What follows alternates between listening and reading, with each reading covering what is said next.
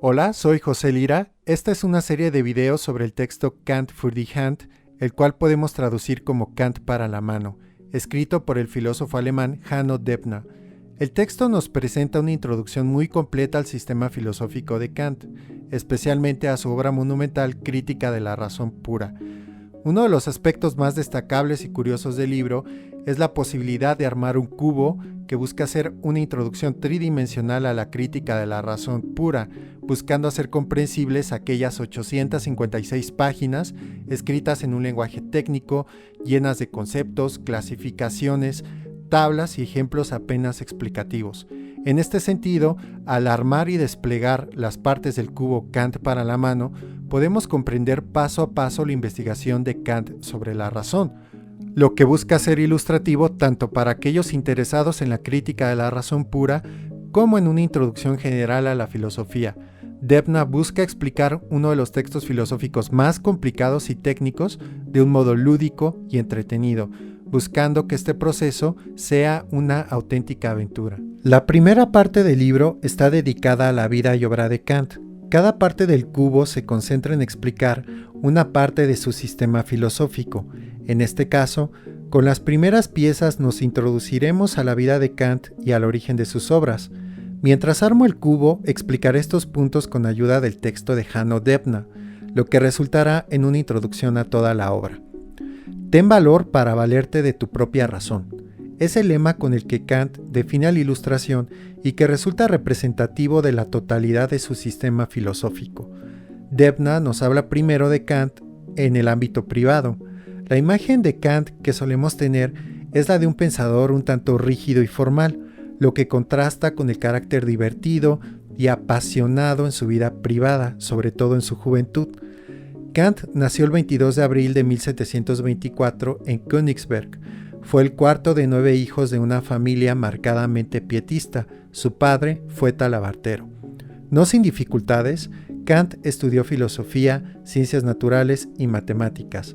Tuvo sus inicios como preceptor particular en los alrededores de Königsberg, ciudad de la que sabemos nunca se alejó demasiado. Después de 8 años, regresó a la universidad, donde se convirtió pronto en catedrático. Fue designado por la Universidad de Königsberg como profesor de lógica y metafísica a la edad de 46 años. Sus clases tenían una muy buena concurrencia. Posteriormente se convertiría en el rector. Debna nos ofrece un retrato curioso e interesante de Kant, no como la persona rígida y formal de la que solemos escuchar, sino como una persona muy sociable. Por ejemplo, en sus años de juventud, Kant era excelente en el billar, al grado de que no encontraba ya oponente alguno. También jugaba cartas. Se vestía a la moda y hacía reír a otros con sus anécdotas. También se sabe que ocasionalmente festejaba tan alegremente que solo con dificultad encontraba el camino a casa. Le gustaban las mujeres, no obstante, permaneció soltero toda su vida. En años posteriores llevó una vida cada vez más regulada, lo cual fue debido también a su débil salud. Su día comenzaba a las 5 a.m., bebía 1 o 2 tazas de té, fumaba una pipa de tabaco y meditaba sobre su trabajo, antes de que entre las 7 y 9 a.m. pronunciara sus lecciones. A continuación, se consagraba a sus escritos. A la hora del almuerzo casi siempre invitaba a comensales, con los que mantenía conversaciones sobre todo tipo de temas, excepto filosóficos. Siempre se ha dicho que los habitantes de Königsberg podían programar su reloj siguiendo a Kant. A las 3:30 en punto de la tarde, el filósofo debía hacer justamente su paseo cotidiano dirigiéndose arriba abajo por la avenida Linden, aun con mal tiempo. La jornada laboral concluía a las 10 p.m. cuando Kant se iba a la cama. Kant fue un súbdito leal de la monarquía prusiana, aun cuando consideró a la república como la mejor forma de Estado. La Revolución Francesa fue celebrada por Kant con entusiasmo y la defendió contra cualquiera, como también había apoyado a la independencia americana. Los opositores políticos aumentaron sobre todo desde los círculos eclesiásticos conservadores, cuya influencia se había intensificado después de la muerte del tolerante gobernante Federico II. Ellos obtuvieron bajo su reinado una orden directa y personal contra Kant de no manifestarse nunca más sobre preguntas teológicas, la cual Kant acató hasta la muerte del rey. Kant trabajó hasta sus últimos años, en los que comenzó a sufrir demencia. Murió el 12 de febrero de 1804 a los casi 80 años. Después de esta introducción a la vida privada y académica de Kant, es hora de adentrarnos a la obra cumbre de este pensador, Kritik der reinen Vernunft o Crítica de la razón pura, en la cual se examina cómo se origina nuestro pensamiento, qué leyes sigue y cómo lo utilizamos. Es un trabajo que hasta el día de hoy ha marcado a la filosofía, a la ciencia y a la cultura. Su idea fundamental es: pensamiento y percepción son siempre también acción. Desde esta perspectiva, Kant explica el cómo las sensaciones de nuestros órganos sensitivos son ordenadas conceptualmente por el pensamiento, cómo surgen las ciencias, comenta Hanno Debna, cómo surgen las matemáticas, la física y por qué determinados errores y especulaciones son inevitables. Kant observa que la tarea de la filosofía consiste en crear orden en el pensamiento, señalando los ámbitos del conocimiento y delimitando todo lo que uno puede saber sobre todo, que en principio resulta irreconocible para nosotros. Con el examen crítico de la razón, hacemos frente al caos de las percepciones y pensamientos, estableciendo una posibilidad de percepción y alentando a nuestra facultad crítica. Hanno Debna explica cada una de las 4 palabras en el título de la obra Crítica de la razón pura. Con crítica, Kant considera una investigación o examen crítico. Kant en sí no quería criticar a la razón pura, sino cuestionar y definir sus límites. Puro, nos dice Debna, significa para Kant libre de errores y de la contingencia que son inherentes a toda experiencia. Por eso puro tiene también el mismo significado que necesario y válido en general. Razón se encuentra en el título por la capacidad total del conocimiento del ser humano y especialmente por su facultad para la metafísica. Finalmente, las pequeñas palabras de la proporcionan una ambigüedad. Crítica de la razón pura podría leerse así: se realizará una crítica de la razón pura, pero también que la razón pura misma está críticamente activa. La primera edición o edición A de la obra apareció en 1781. La segunda edición o la edición B, la cual fue revisada considerablemente, aparecería en el año 1787. 2 cosas llenan el ánimo con siempre nueva y creciente admiración y veneración: el cielo estrellado sobre mí y la ley moral en mí.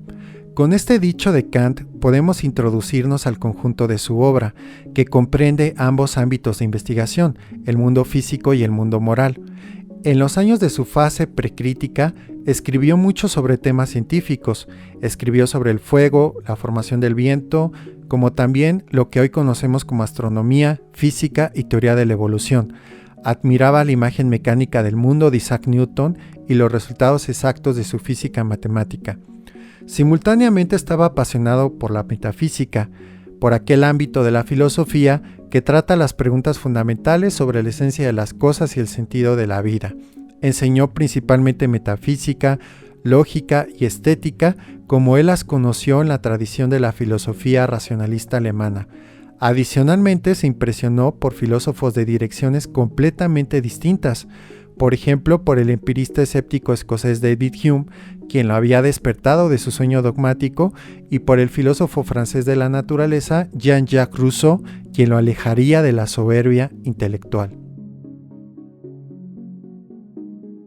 Hanno Debna nos narra otro aspecto curioso de Kant. Al escribir tan elegantemente le sería ofrecida una cátedra para poesía, la cual rechazó. En cambio, él inventó la asignatura Geografía Física y se interesó cada vez más por la antropología, también por la psicopatología, teología y por la filosofía moral, ámbitos que pertenecen al amplio espectro de temas de sus escritos. A los 55 años, Kant publicó la Crítica de la razón pura, en la que presenta un nuevo enfoque, una investigación crítica del pensamiento humano, con el que la filosofía puede colocar la base de un futuro conocimiento real. Con ello, La filosofía muestra los estrechos límites del discernimiento y libera una nueva perspectiva sobre la acción y con ello sobre la moral, la sociedad, la cultura y la política. Ambos, discernimiento y acción, constituyen al hombre. Todo lo que Kant escribe más adelante se encuentra en principio ya establecido en la crítica de la razón pura. El problema de la moral, esto es, el ser humano como ser libre y actuante, se desplazó por lo tanto al centro del pensamiento de Kant y de sus ulteriores escritos. En 1788 apareció la obra Die Kritik der praktischen Vernunft o Crítica de la razón práctica, la cual contiene el célebre imperativo categórico. Este constituye la ley fundamental de la moral, según la cual debemos actuar como nosotros esperamos también de los demás. Actúa de modo que la máxima de tu voluntad pueda valer en todo momento y simultáneamente como principio de una legislación universal. Kant investigaría metódicamente una vez más el vínculo entre discernimiento y acción en su obra Kritik der Urteilskraft o Crítica del Juicio, publicada en 1790, la cual sería su última crítica. En su obra poscrítica, Kant se dedicaría de nuevo especialmente a la moral, esta vez desde una perspectiva sociopolítica, como es el caso de Metaphysik der Sitten o Metafísica de las Costumbres y del escrito Zum ewigen Frieden o Hacia la Paz Perpetua, donde desarrolla la idea de una comunidad internacional de estados, ideal hoy buscado por Naciones Unidas. Su creciente notoriedad le produjo numerosos oponentes filosóficos, de los que se ocuparía con fuerza. Kant no temía la disputa filosófica, sino que incluso la apreciaba. Por ejemplo, en el escrito sobre el tópico Eso puede ser correcto en la teoría, pero no vale para la práctica, de 1793, invalidó las objeciones contemporáneas contra su filosofía práctica. También, fiel a sus principios, defendería en Sobre un presunto derecho a mentir por filantropía, de 1797, que mentir está en todas las circunstancias prohibido. Mientras tanto, se contuvo y superó la fase de marcadas reacciones y de incomprensión hacia la crítica de la razón pura, con lo que la filosofía de Kant logró consolidarse cada vez más. Kant moriría con la conciencia del valor perenne de su obra, sin embargo, sin haberla concluido sistemáticamente conforme a lo planeado. Con esto hemos terminado la primera parte del cubo Kant für die Hand. Aquí ya tenemos armada esa primera parte y seguiremos en los siguientes videos con las siguientes partes armables y las siguientes partes del sistema filosófico de Kant. Muchas gracias por escuchar y nos veremos en los siguientes videos.